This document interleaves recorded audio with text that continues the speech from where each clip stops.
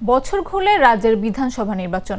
এই নির্বাচনের কয়েকদিন আগে পশ্চিমবঙ্গের উত্তরবঙ্গের আলিপুর দুয়ারে রাজনৈতিক জনসভা করেছিলেন প্রধানমন্ত্রী নরেন্দ্র মোদী। সে রেশ কাটতে না কাটতেই ফের পশ্চিমবঙ্গের সফরে এলেন দেশটির স্বরাষ্ট্রমন্ত্রী অমিত শাহ। শনিবার রাত 11টার দিকে বিশেষ বিমানে করে কলকাতার নেতাজি সুভাষচন্দ্র বসু আন্তর্জাতিক বিমানবন্দরে নামেন স্বরাষ্ট্রমন্ত্রী অমিত শাহ।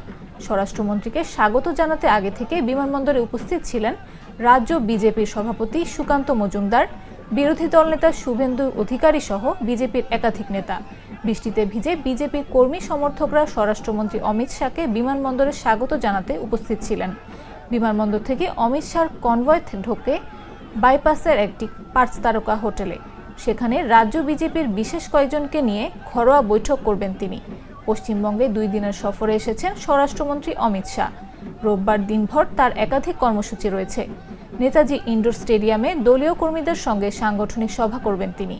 স্বামী বিবেকানন্দের জন্মভিটায় যাবেন অমিত শাহ।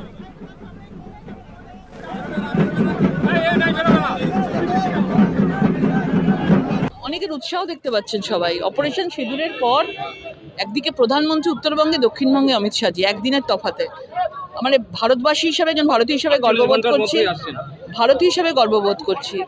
এবং দেশের সেনারা যেভাবে জবাব দিয়েছে এবং তাদের নেতৃত্বে যেভাবে দেশ চলছে এবং এভাবে জবাব দিয়েছেন পাকিস্তানকে, আমরা এতদিনে কখনো দেখিনি।